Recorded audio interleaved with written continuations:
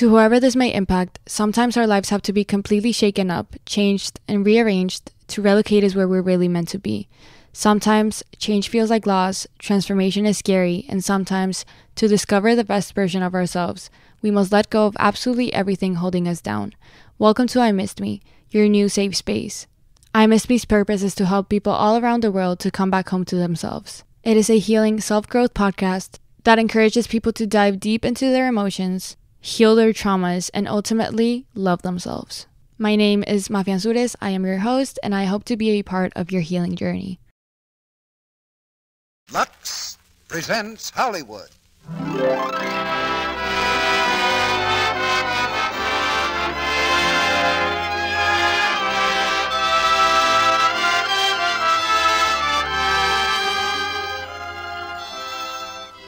The Lux Radio Theater brings you Ronald Colman and Edna Best in A Tale of Two Cities. Ladies and gentlemen, your producer, Mr. Cecil B. DeMille.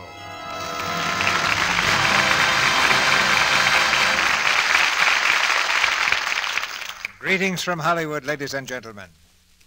It was the best of times. It was the worst of times. It was the age of wisdom. It was the age of foolishness. It was the spring of hope. It was the winter of despair. So Charles Dickens described the world as it was in the time of his story, A Tale of Two Cities. But for the Lux Radio Theater, it certainly is the best of times when we can bring you this thrilling drama with a star like Ronald Colman and with Edna Best as his leading lady. While Dickens was writing A Tale of Two Cities, he tells us he had a great desire to play the leading part himself. But if he could have known how Ronald Colman would play it, I'm sure he'd gladly have given up his own ambition. You'll hear Ronnie tonight as Sidney Carton, with Edna Best as Lucy Manette, in this roaring drama of adventure in the days of the French Revolution. A story of love and sacrifice, marching to the rhythm of the Reign of Terror. A Tale of Two Cities is one of those rare stories that achieve immediate success and yet hold their popularity over the years. That's the true test of real value. And there's a very close parallel in a story not of two cities, but of 6 continents, the story of Lux Toilet Soap. You know, a famous critic once wrote of Dickens that he had risen like a rocket and would come down like a stick. And the next time the two met, Dickens said, "I will watch for that stick, sir, and when it comes down, I will break it across your back." But he never carried out his threat because the stick never came down. The rocket is still going up. And so is the popularity curve of Lux Toilet Soap. It's been my experience that the public never lets real value down, whether that value is literary or Lux. Now we turn back the clock 150 years to A Tale of Two Cities, as the curtain goes up on the first act, starring Ronald Colman as Sidney Carton and Edna Best as Lucy Manette, with Hallowell Hobbs as Mr. Lorry and Dennis Green as Donnie.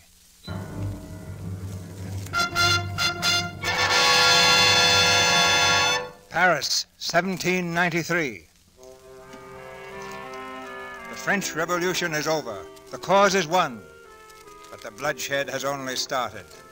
The Reign of Terror sweeps through the land in all its fury. And each day, Madame la Guillotine is fed her share of human life. The dripping blade rises and falls, and the crowd counts in monotonous rhythm as each noble head rolls to the ground. 21! The knife rises again and sweeps downward. 22! 22 lives in a single day, and more to come, and more, until nightfall draws a curtain on the scene. Behind the bleak walls of La Force prison, the doomed of the following day await their fate.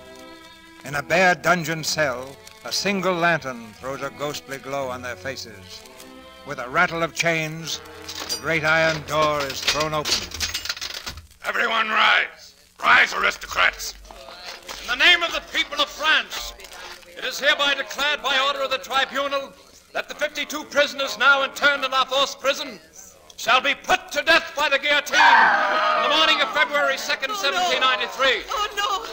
Citizen jailer, which one of these is Charles Evrémonde? Evrémonde, step forward. Evrémonde! Charles Evrémonde, call Charles Darnay. Which one of you is he? I am Evrémonde. Step forward.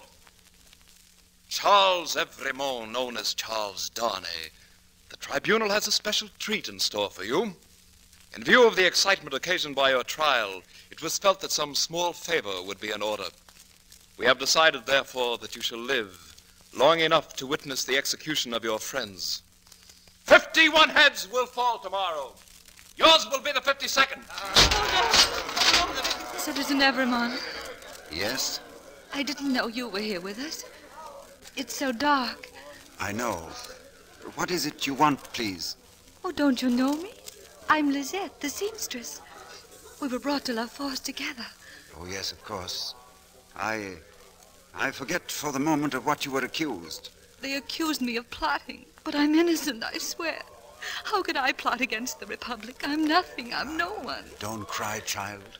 It's too late for tears. I try to be brave, but soon the morning will come. It's growing light even now. You have an hour yet, perhaps more. Ask God for courage. Look, the sun is rising. I'm afraid, and yet I'm glad. At least we can see again. We can...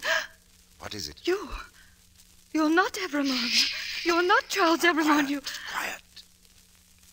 I knew Charles Evrémonde. His eyes were blue. Yours are brown. His hair was light, and yours... Who are you? Like you, I am nobody. But you are going to die for him. Why, monsieur? I could never make you understand. But I could set you free. One word from me and... You can't do that. You mustn't, please. Tell me about yourself. Oh, how can I? It would help so if you'd talk to me. Perhaps it would help you too, monsieur. There's so much to tell. It all began long ago. When? 25 years ago, 1768. Have you ever been in England? No, never. There's a long hill on the Dover Road that sweeps down to the sea. It's a pleasant road on a summer day with the sun shining, but the devil's own highway at night in the winter rain. On just that sort of night, in 1768, a coach topped the rise of the hill, the mail bound east for Dover. Come on, get up. Top of the hill, Tom. Better rest him for a moment. Whoa. We'll be lucky if we make the boat for Calais this night. Shh. Listen. Hear that? What do you say? I say a horse at a canter coming up the hill after I say a horse at a gallop. Ho there! Stand or I'll fire. Who are you? What do you want? Is that the Dover mail? I want a passenger if it is. What passenger? Mr. Jarvis Lorry. Keep where you are. Is there a gentleman named Jarvis Lorry in the coach? I'm Lorry. Who wants me? It's me, Mr. Lorry, Jerry. Oh, I know this messenger guard. There's nothing wrong. I hope there ain't. Hello, you. Come on at a foot pace. Well, Jerry, what is it? A dispatch, sir, sent after you from London. Be quick about reading it, sir. I don't like this. Oh, it's not very long, you see. Wait at Dover for Mademoiselle. Oh, very good. Jerry? Yes, Mr. Lorry. Ride back to London as fast as you can. Tell them my answer was, recall to life.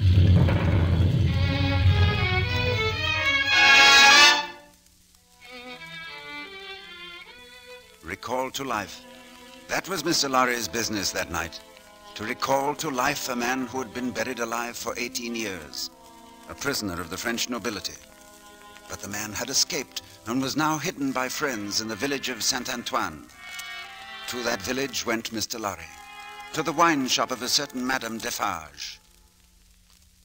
You are Madame Defarge? I am. You wish some wine, monsieur? My name is Jarvis Lorry. I've just arrived from London. This young lady with me is Miss Lucy Manette. Good morning, mademoiselle. Please tell us, is my father here? Is he safe? Your father? There is no one here, mademoiselle. But Mr. Lorry was told One moment, my child. Madame Defarge, perhaps I should have presented my credentials sooner. Recall to life. There is a man here. A man old beyond his years. A mender of shoes. Will you come this way? husband and I have kept him locked in a room upstairs. Did you say locked? Yes. Of his own desire? Of his own necessity. He has lived too long alone. He would be afraid if his door was left unlatched. Oh, Mr. Lorry, I'm frightened. Hush, my dear. Father. Good day, Dr. Manette.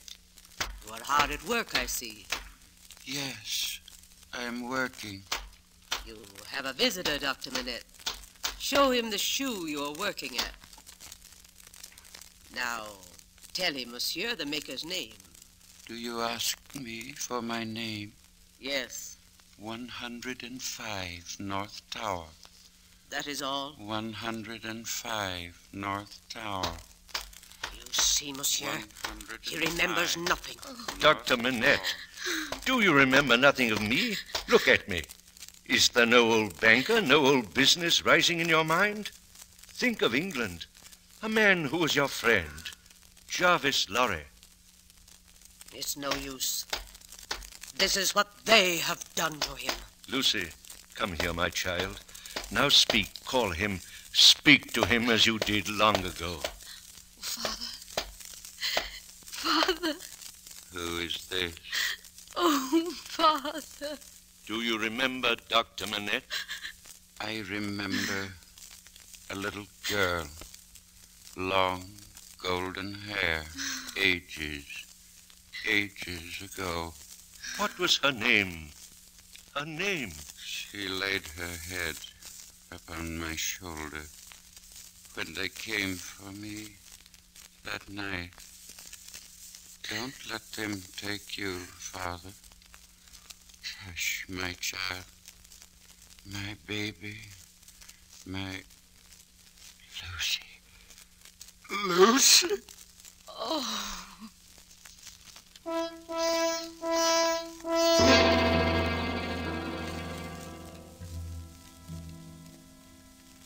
They crossed the Channel that night to a safe refuge in England.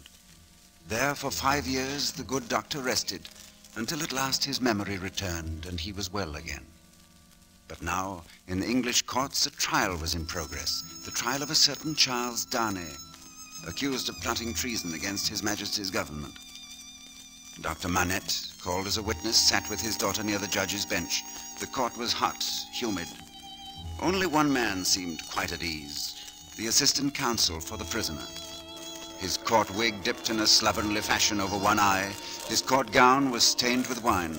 His name, if anyone was interested, was Sidney Carton. Carton, we must act quickly. With the evidence they have presented, Darnay will hang by morning.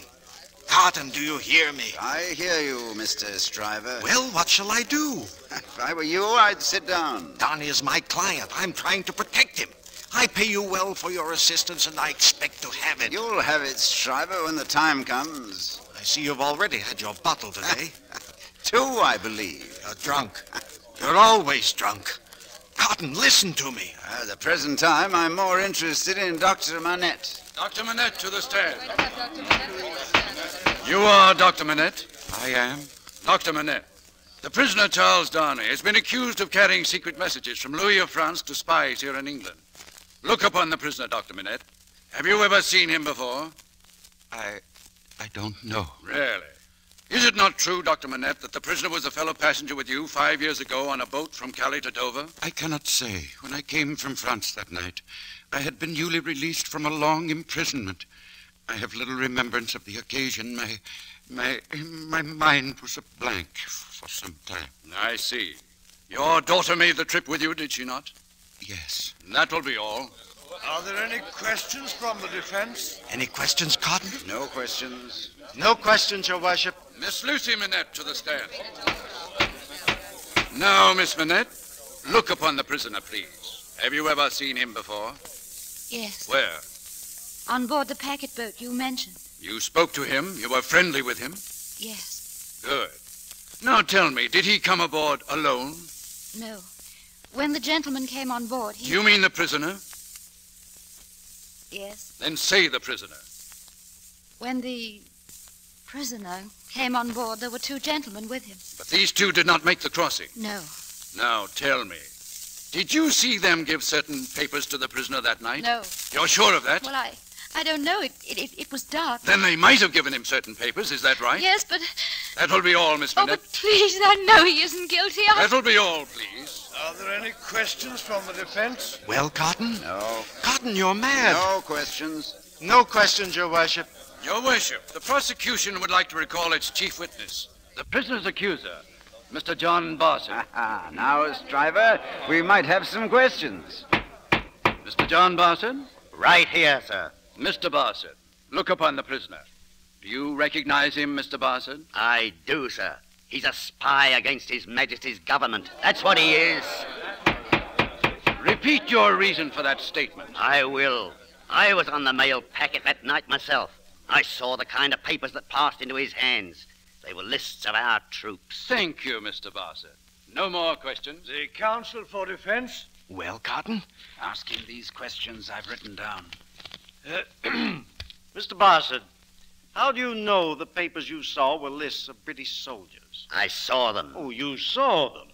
Then you took them out of the pockets of the prisoner, Charles Darnay? Yes, sir. No, sir. They fell out, they did. Oh, then you didn't take them. You're not a spy yourself. A man who makes his living by making accusations? That's a lie, a downright insinuating lie. One moment. Well, Cotton? Stryver, you've no imagination. Mr. Bassett, where do you get money to live on? My property. Oh, your property. Where is it? I don't exactly remember. Then perhaps you remember how you got that property. I inherited it. From whom? From relatives. Distant relatives. Oh. How many times have you been in prison, Mr. Bassett? 6 times, isn't it? What's that got to do with it? You ever been kicked for cheating at dice? Well, now, I was... Mr. Bassett, you are positive it was the prisoner you saw that night with those lists? I am. It could not possibly have been someone else. No, it couldn't. Mr. Darnay, you please face this witness. Now, Mr. Bassett, look at Mr. Darnay. Look at him carefully. Well... And now, Mr. Bassett, look at me. Not me, the assistant counsel for the defense. Do you notice a resemblance between us? Very much alike, aren't we? Well, now that you mention it, you are. As a matter of fact, it could have been me you saw with those supposed lists that night, couldn't it, Mr. Bassett? Well, now I... Couldn't it, Mr. Bassett? All right. Yes. That's all. Thank you. Order. Are there any more questions? Jury will retire to consider its verdict.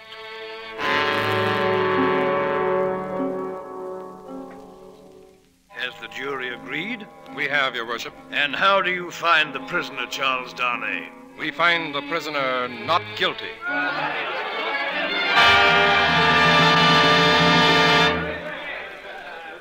Mr. Darnay, may we congratulate you, sir? Thank you, Doctor. I'm happy our testimony did you no harm. Oh, thank you, Miss Lucy. I'm sure it did nothing but good. It was Mr. Cotton who really won your case. Mr. Cotton, sir. Did someone call me? May I thank you, sir, for saving my life? Oh, only a part of my business. Mr. Cotton, this is Dr. Manette and Miss Lucy Manette. Mr. Cotton? We thought you were splendid, Mr. Cotton. It's nothing. It's just mere professional claptrap. May I ask, sir, how did you happen to notice the resemblance between you and me? It's very simple. I looked at you and admired your bearing and your character, and you see, I've nothing but admiration for myself. Lucy, my dear, we must go. Goodbye, Mr. Darnay. Will you call at our house soon? Thank you, Miss Lucy. And Mr. Cotton. Aye. Oh, thank you. Good day, then. Good day, gentlemen. Good day, Doctor. Mr. Cotton, would you care to dine with me? You feel you must repay me? Oh, I could never repay you for my life, sir. Oh, don't be too certain. A bottle of wine or two, perhaps. My fees are very low.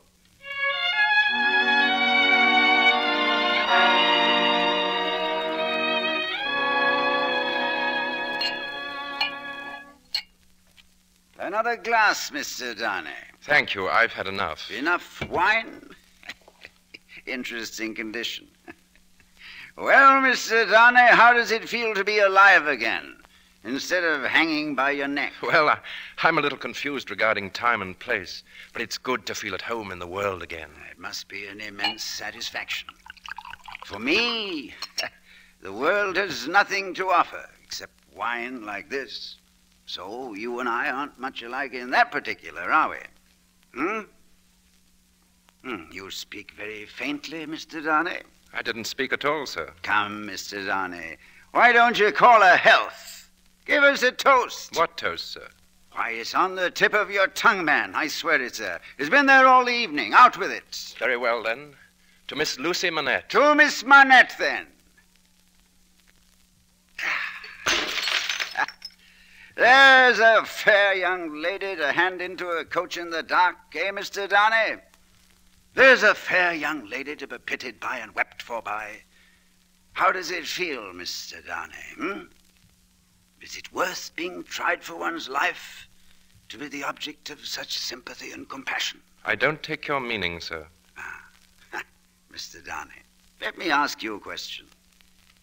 Do you think I particularly like you? Well, you've acted as if you do, but I don't think you do. I don't think I do either. Nevertheless, I hope there's nothing in that dislike to prevent my calling for the reckoning and parting without ill blood. Oh, no, nothing at all, no.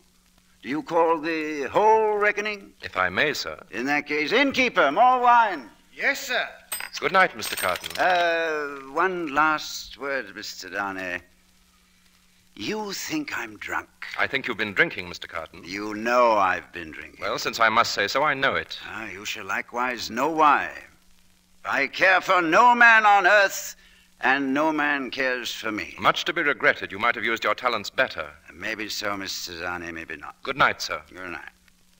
And don't let your sober face elate you, for you never know what it may come to. Innkeeper, wine. Coming, sir. Well, Carton, has Mr. Darnay shown you what you've fallen away from? What you might have been? Change places with him, and would you have been looked at by those blue eyes as he was? Come on, have it out in plain words. You hate the fellow.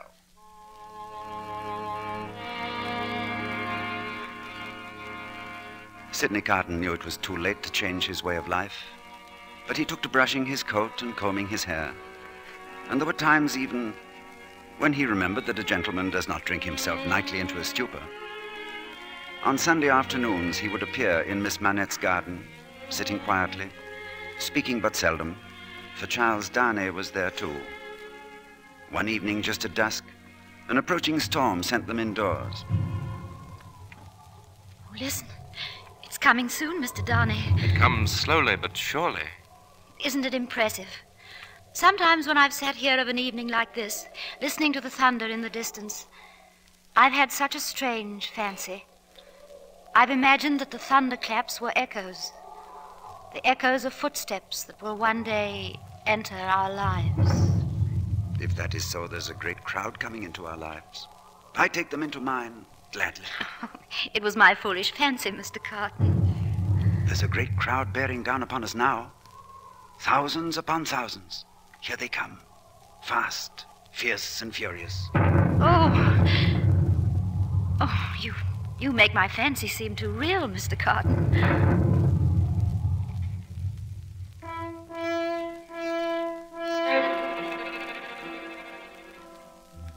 There was a great crowd coming into their lives, a numberless, overpowering crowd which one day would decide the fate of these three. At first it was but a whisper in the city of Paris, a whisper that was to grow with the years into a crashing roar of hatred. Slowly but surely, as the storm came, the crowd was coming too. Up from the cellars of Paris, up from the bare fields of a starving peasantry, the crowd was coming, chanting its hate, screaming for blood. The people of France in all their might rising in revolution.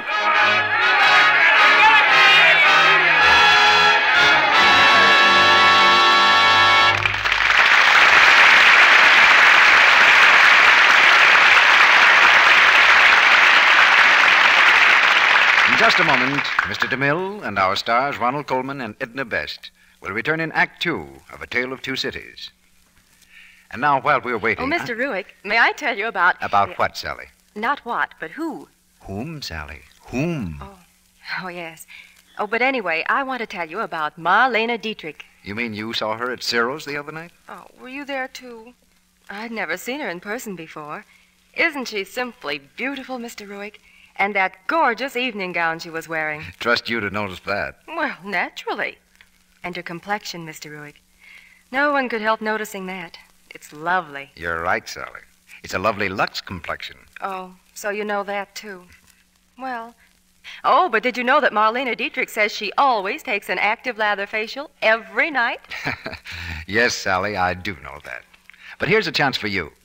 Maybe all the ladies in our audience don't know just how Marlene Dietrich and other famous Hollywood stars take their daily active lather facials. Well, I was coming to that, Mr. Ruick.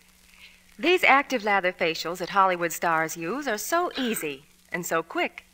You just pat Lux Soap's creamy lather lightly into your skin. Rinse with warm water, and then with cool. With a towel, you pat your face gently to dry. Then just touch your skin. See if you don't agree with Marlene Dietrich. Here's what she says. Skin feels smoother after an active lather facial with Lux Soap, and softer. Thank you, Sally. Now, all you ladies listening in, you who want the charm of a lovely complexion, won't you take a tip from Hollywood's famous stars? Just try active lather facials regularly for 30 days. Get 3 cakes of Lux toilet soap tomorrow and begin giving your own priceless complexion this care that screen stars depend on. You, too, will find these beauty facials with gentle Lux toilet soap a wonderful aid in keeping skin exquisitely smooth and soft, appealing. We pause now for station identification. This is the Columbia Broadcasting System.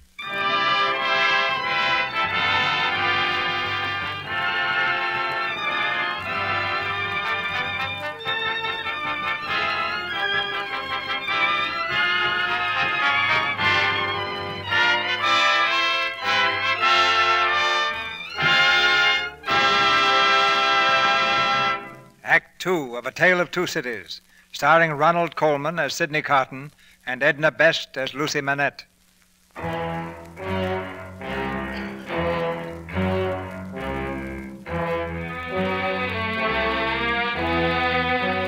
In La Force prison, awaiting death by the guillotine, the man called Darnay continues his story. The little seamstress, condemned to die with him within the hour, listens quietly, her eyes fixed on his face. As time went on, Sidney Carton appeared less and less frequently in the Manette home, for he knew that Lucy loved Charles Darnay. It was in an evening in April, almost 10 years ago, that Charles Darnay spoke to Lucy's father. I've only hinted at marriage to Lucy, sir. I didn't want to speak until... Well, there are certain things about myself that I feel that you have a right to know. Yes? Dr. Manette, my name is not Darnay. I chose that name when I first left France and my heritage. Heritage? I'm of noble birth, sir, but I don't boast of it. Through generations, my family gained its wealth and its glory at the expense of the poor. When my uncle died, I was the sole remaining heir. I returned to France to sign away my title to the estate. Why do you tell me this? Because, sir, I know what you have suffered at the hands of the French aristocracy. Your uncle's name and yours, what was it? Saint-Evremond, the Marquis Saint-Evremond. He was... Doctor, you're ill, sir. No. That is all you have to say? That is all, sir. Charles, Lucy is not to know what you have just told me. Not now, do you mean? Not now or ever. She is not to know. Your word. Very well, Doctor. You have my word. Now go, please. Go. Go. Saint-Evremond. Saint-Evremond.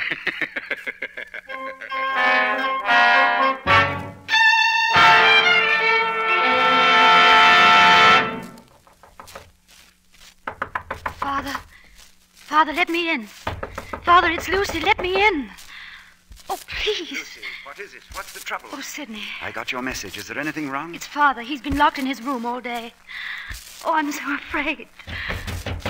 Dr. Manette, open the door, Dr. Manette. Miss Lucy, I found the key in the storeroom. Oh, give it to me, will you? And take Miss Lucy downstairs. Yes, sir. Come, my dear, come. Dr. Manette. Dr. Manette, do you hear me, Doctor? What work is this you're doing? Walking shoe. It should be finished. Let me... Sidney, is he all right? Yes, he's all right. Dr. Jemison is with him. Oh, you've been very kind to stay so long. I tried to reach Charles, but he wasn't at home. I was so worried. Oh, there's nothing to worry about now. He needs rest. A few days and he'll be well again. What could have caused it? After all these years, to go back to that. What happened to him? How can we know? A shock, perhaps. Some sudden jolt of memory. A man's mind can play queer tricks. Yes, Lucy. I brought you a cup of chocolate. Thank you, Miss Pross. And the doctor says everything will be all right. You're not to worry. Oh, thank you. Well... Oh, Sidney, you're not leaving. It's growing late. Not for me, of course, but... Well, I doubt if you see the dawn very often. I don't. But I can welcome it today. A few hours ago, everything was so black and fearsome, and now all my troubles are past, all my hopes reborn. It's always that way, isn't it? There are some hopes a man may have, which remain in the shadows forever. Do you have such hopes, Sidney? Oh, no, I am like one who died young. Sidney, you've come often to the house in the past few months, and yet we know very little about you, except that you are our friend. Is there nothing that I can do to help, Sidney? Oh, I could never hope to repay what you've already done. May I tell you something? Will you hear me without shrinking from me? What is it? You have been the last dream of my soul. Seeing you here in your home has stirred old shadows that I thought had died out of me. I've heard whispers from old voices impelling me upward that I thought were silent forever. I've had unformed ideas of striving afresh, fighting out the abandoned fight. The dream. All a dream. But I wish you to know that you inspired it. Oh, Sidney, will nothing of it remain? Oh, perhaps as a dream might linger on after the dreamer awakes. But try to hold me in your mind as sincere in this one thing. I would embrace any sacrifice for you or for those dear to you. Think now and then that there is a man who would give his life to keep a life you love beside you.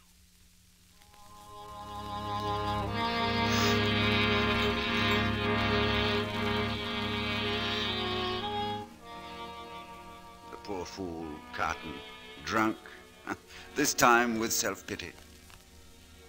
From that day on, he was seen rarely in the Manette home. He was there when Lucy and Darnay were married, and again some years later when their child was born, a girl. But his visits were short, and he would slip away at the first opportunity. In France, during these years, the echoing footsteps of the crowd had been growing louder. Grim patriots who were to bathe the soil of France in the blood of the hated nobility. And then the storm broke in all its fury. In July 1789, they swarmed from the rat holes of Paris to cover the country with a blanket of red. An army of vengeance bent upon destruction and death. The Bastille has fallen! The Bastille is ours! On, citizens! On and on and on! Bastille is fallen! Let him depart. How can you sit and knit so calmly on this day, our day of victory? Our day of victory will come when every noble head is rolled from every noble shoulder. And in this knitting I have inscribed their names. The names of those who have starved us, beaten us, killed us. And for every stitch another head shall roll. For every stitch we shall be avenged.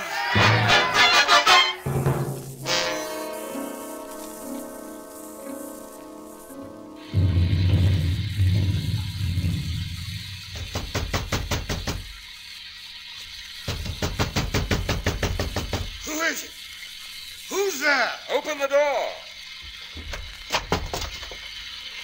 What do you want at this hour? I'm looking for Mr. Sidney Carton. The inn is not open. There's no inn in London open at this time of night. I want to see Mr. Sidney Carton. Let me in. Now, where is he? He's in there.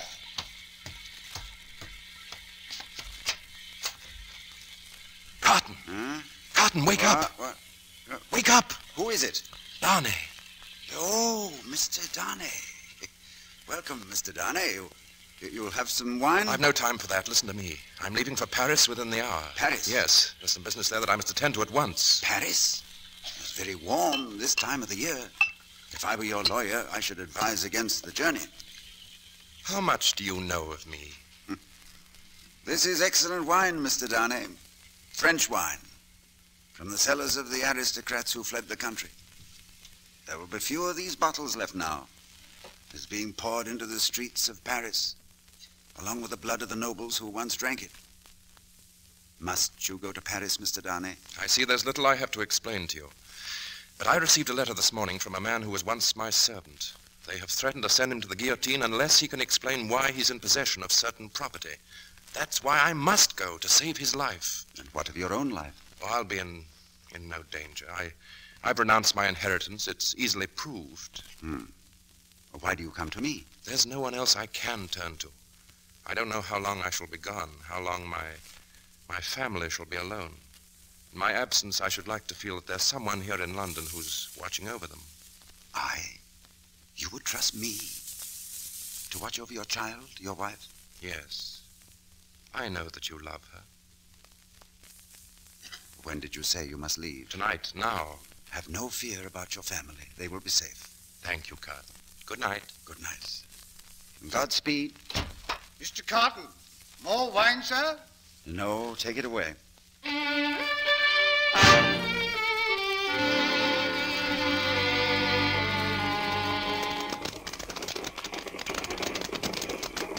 Halt! You there in the coach. Where are you going, citizen? I'm going to Paris. Let me see your papers. Well, if you'll hurry, please, citizen, I must be in Paris within the hour. What is your name, citizen? Charles Darnay. Darnay, also known as Evremond. Why, yes, but I... You are consigned, Evremond, to the prison of La Force.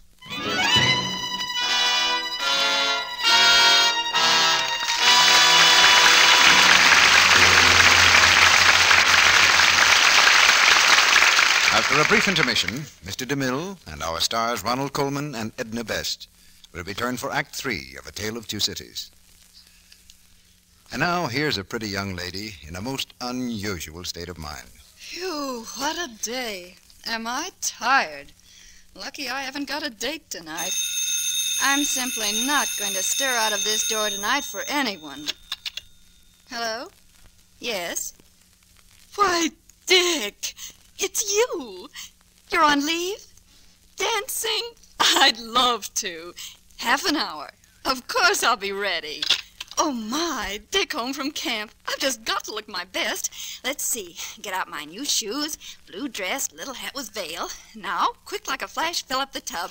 Unwrap a cake of Lux soap. Thank goodness for my beauty bath. I'll feel like new in 10 minutes. Now, there's a clever girl. Jean depends on her Lux soap bath for a real beauty pickup. She'll relax a few minutes in the warm water, and she'll smooth on the rich Lux soap lather. Lather so creamy and caressing that it seems to soothe away the day's tiredness. When she steps out of her Lux soap bath, she'll be refreshed. And most important of all, she'll be sure of daintiness, too. You see, Lux soap has active lather that carries away perspiration and every trace of dust and dirt. It leaves skin sweet, exquisitely fresh. Did you know that famous screen stars use this fine complexion soap as their daily bath soap, too? Yes, lovely ladies everywhere protect daintiness the easy Lux soap way. You will enjoy the luxury of this beauty bath. You'll be delighted, too, with the delicate flower-like fragrance that Lux leaves on your skin. Buy this fragrant white soap the economical 3 cakes at a time way. Get some Lux toilet soap tomorrow. Now, our producer, Mr. DeMille. It's curtain time for the third act of A Tale of Two Cities.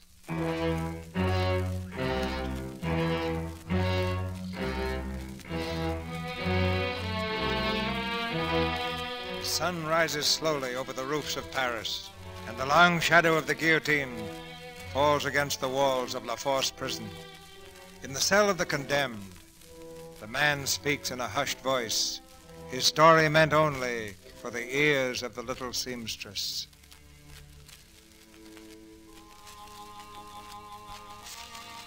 They brought Charles Darnay here to La Force prison to be held in secret. In secret? But somehow the news filtered back to England, and soon his wife and child were in Paris with Dr. Manette and Mr. Lorry. Mr. Lorry? Their old friend. For months they waited for some word from Darnay in his cell, but no word came. And every day through the streets the tumbrils passed, filled with condemned, on their last journey to the guillotine. Father, did you see him? Did you see Charles? No, they would not take me to his cell, but I have news. Yes? Charles is summoned tomorrow for trial. Tomorrow? Oh, Father. I think it will go well, my child. They are going to allow me to testify for You? But they'll brand you a traitor. They'll kill you, Father. No, my child. I bear a charmed life in this city. I have been a prisoner in the Bastille.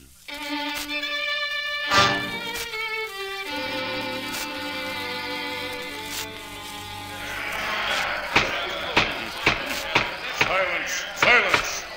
Dr. Manette, is this tribunal to understand that you endorse the accused, the prisoner Charles Evremond? That is so. But he is of noble blood. He is a traitor. He is no traitor. I will swear to it. Dr. Manette, we know your life, the cause you fought for. You were one of us. Yes, and as one of you I speak. The accused, Charles Evremond, was my first friend when I was released from the Bastille. The accused, Charles Evremond, was my daughter's husband. In all these years, he has had no part in the tyranny against which we fought.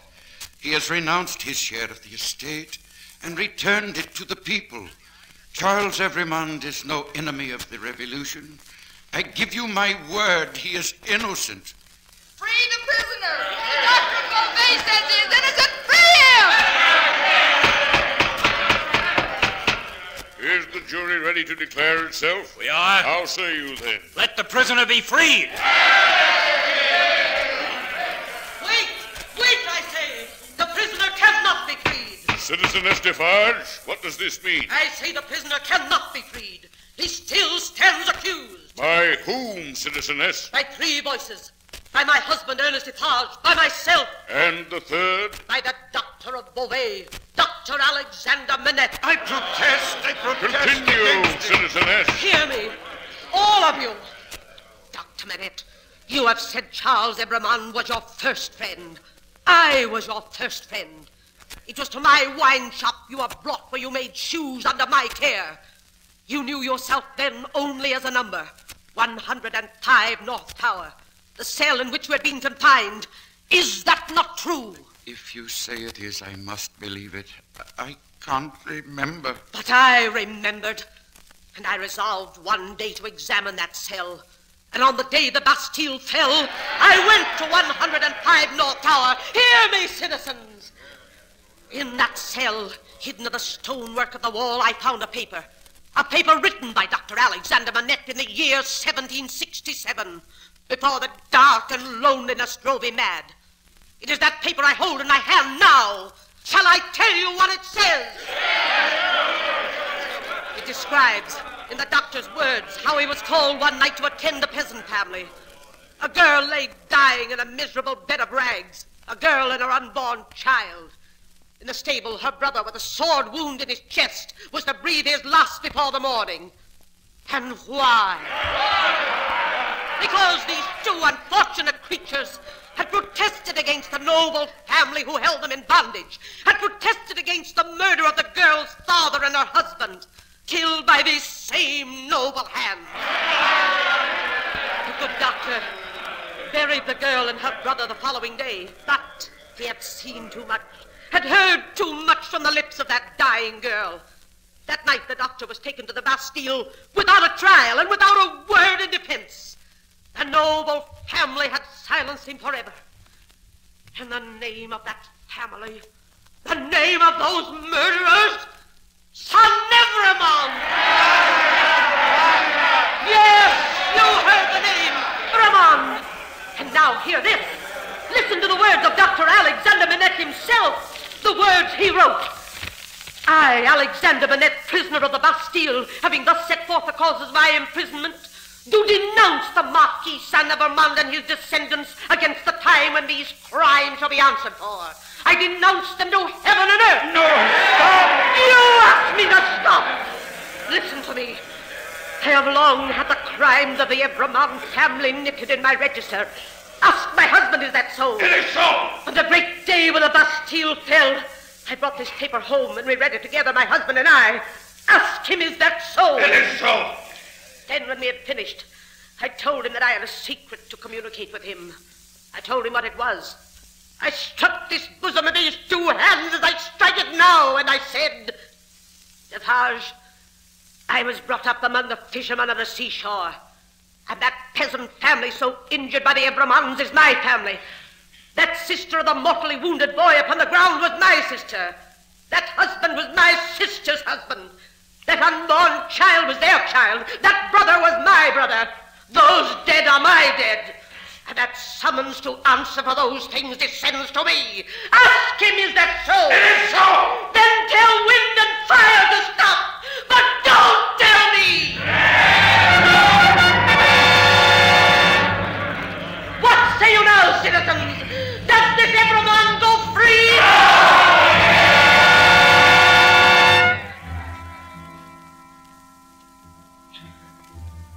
Back to the prison of La Force to await death by the guillotine. That was the sentence passed by the tribunal. That same night, a coach left Calais for Paris, carrying but one passenger, slouched low in the seat, his shabby greatcoat pulled high about his neck.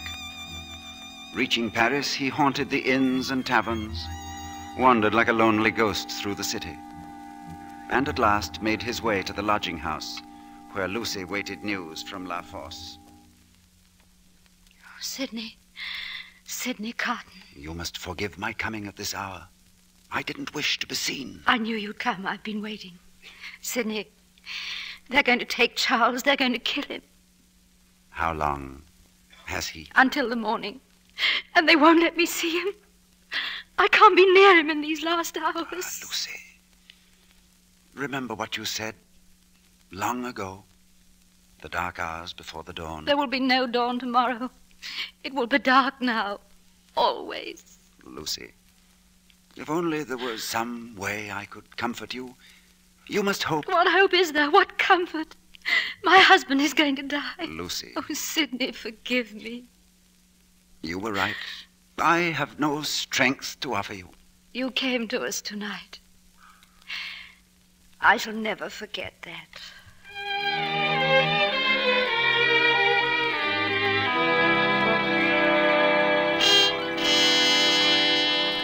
I tell you, it is useless to speak to Dr. Manette. He's in no condition to see you now. Mr. Lorry, if you will forgive me. There is nothing you can do here, Mr. Carton, nothing. Mr. Lorry, you are a man of business, are you not? I am. Well, I am here on business. Oh, really, sir? Oh, I know your opinion of me, Mr. Lorry. But a drinking man may learn things around the town if he can listen at the same time. I have learned that Dr. Manette is in great danger. He and Lucy must leave Paris tonight. Leave Paris? And they must take the child with them. But why? The revenge of Madame Defarge does not stop with Charles. The accusation is against the Marquis Saint-Evremond and all his race. Lucy, her child. Ah. Now, may I see Dr. Manette? It would do no good, sir. He's gone back to his work. His work? He wouldn't even know what you were saying, Mr. Carton. Mr. Lorry, you have a pass that will let you through to Calais? Will it serve for Dr. Manette and Lucy? Yes, for as many as are with me. Then you will use it tonight. You will arrange for a coach to meet you all here at midnight. The coach will take you to the side gate of La Force prison. Do you understand? The prison? There you will be joined by another person who will make the trip with you to England. Don't stop to ask questions. Proceed at once to the gates of Paris and on to Calais as fast as the coach can take you. But this other person, who will it be? Who? Mr. Sidney Carton. I don't understand. Oh, I may be in poor condition for travel. I usually am at that hour. But as soon as I am in the coach, drive on. But you, at the gate of La Force, Will you be within the prison tonight? Yes. Yes, I'm going to see Charles. A certain Mr. Bassett, English spy, is a turnkey in the prison. He will open the doors for me. I don't understand all this, but you give me hope. And you will save them all, Mr. Lorry. Not only I, sir. I shall have a young and ardent man at my side. Yes, with the help of heaven, you shall. Tell me, Mr. Lorry, yours is a long life to look back on? I'm in my 78th year, sir. You've been useful all your life, trusted, respected. There are many in this world who would miss you. Oh, a solitary old bachelor. No, there is nobody to weep for me. Wouldn't she weep for you? Lucy, yes, thank God. I didn't quite mean what I said. It is a thing to thank God for, isn't it? Surely, surely. If you had to say with truth tonight, I have gained the love of no human creature. I have done nothing good or serviceable to be remembered by. Your 78 years would be 78 heavy curses, would they not? I think they would. But you are young, Carton. Yes, I'm not old. But the road I took was never the way to age. Good night, Mr. Lorry.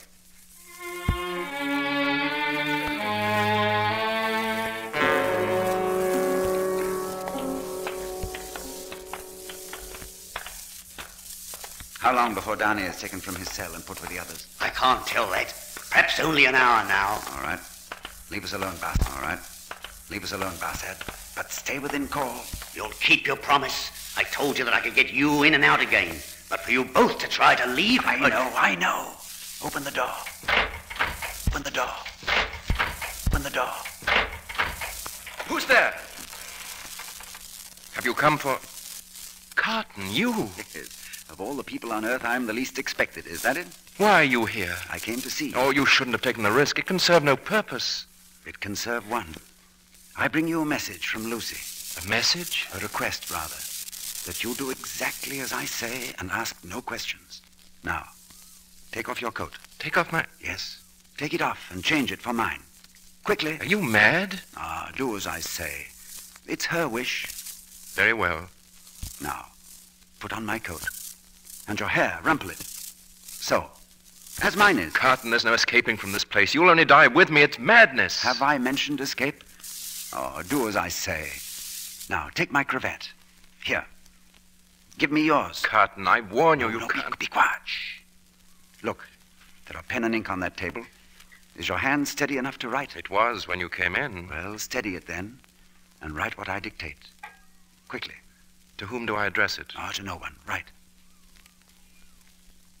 If you remember the words that passed between us long ago, you will understand when you see this. Have you written that? Well, I don't... What vapor is that? Vapor? There's a strange odor, something that crossed me. I'm not conscious of it. Take up the pen and finish. I told you once there was nothing I would not do. Nothing that I would not... What is it? There is something, that odor. You mean this on my handkerchief? Yes, it's so... It's... Breathe deeply. No, breathe. No. Yes, breathe. But breathe. I can't. Breathe. Oh. You, down there, Basshead. Are you finished? Are you ready to... What's this? What's the matter with him? There's nothing. He's unconscious. Carry him out to the gate. But you changed clothes with him. Listen to me. Sidney Carton fainted from the shock of parting with an old friend. You'll find a coach at the side gate. Put him into it. Tell them to drive as fast as they can to Calais. No, wait. Wait. I'll finish this note. If you remember the words that passed between us, you will understand I told you once there was nothing I would not do. To keep a life you love beside you. God bless you for your sweet compassion. Here, take this note and hurry.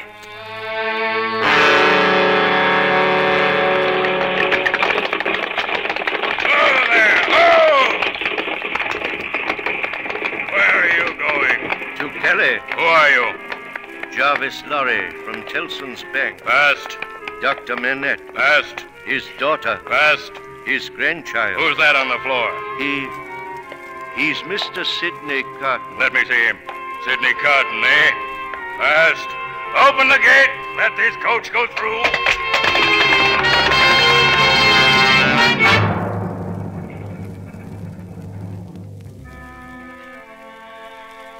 Yes, they are on their way now. And perhaps by this time they have reached Calais, are bound for England and home. Then you are Sidney Carton. Yes. And you're dying for him, for Charles Darnay. And for someone else. Aristocrats, your carriages are waiting. 6 tumbrils will carry the day's wine to Madame la Guillotine. Guards, take them out. You, Evremond, it will be as I promised for you. Move along. You shall wait for the last tumbril. Your head shall be the 52nd today. I am ready. Move along there! Move along! Mr. Carton, may I go with you?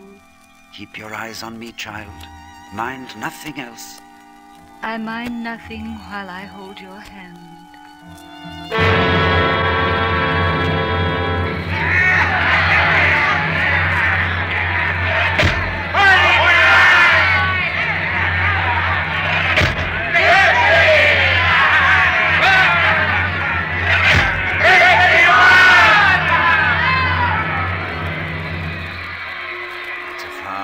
Better thing that I do than I have ever done.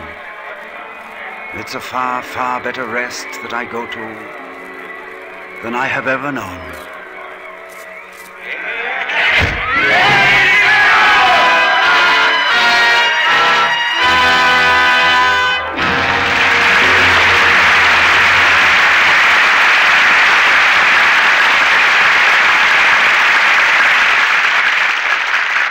Sidney Carton has found his destiny, and the roar of the crowd fades into the silence of 150 years ago. We saw it all through the magic of some fine acting, and the stars responsible for that return to the stage now. Ronald Colman and Edna Best. Thank you, CB. And on behalf of Edna and myself, I'd like to thank the other members of the cast tonight for their excellent work. Isn't this one of the largest casts you've ever had, Mr. DeMille? One of the largest and one of the best, Edna. We've been planning this production for several years. It must have been that long ago we first talked about it, wasn't it, Ronnie? I believe it was, CB. I know I've been looking forward to it for a long time. It's always been my favorite among your pictures, Ronnie. Quote any line from the Dickens novel, Edna, and Ronnie can give you chapter and verse. I should say so, and I hope soon to be on with the quiz kids. Well, here's one quiz anyone can pass, Mr. DeMille. At least anyone who knows about Lux soap. The question of the right complexion care. For me, it's been Lux soap for years now, and I find it's a grand help in keeping skin soft and smooth. Go to the head of the class, Edna. Lux soap is always the right answer.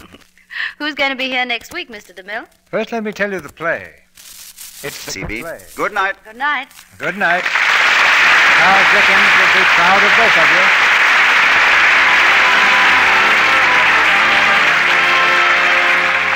Our sponsors, the makers of Lux Toilet Soap, join me in inviting you to be with us again next Monday night when the Lux Radio Theater presents Lana Turner and Lionel Barrymore in The Devil and Miss Jones. This is Cecil B. DeMille saying good night to you from Hollywood.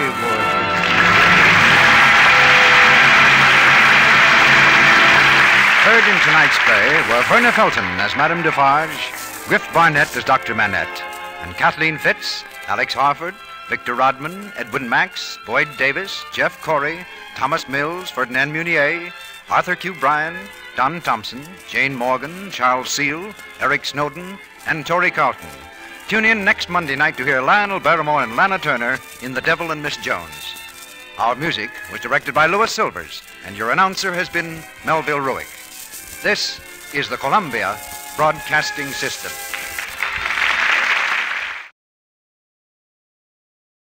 To whoever this may impact, sometimes our lives have to be completely shaken up, changed, and rearranged to relocate us where we're really meant to be.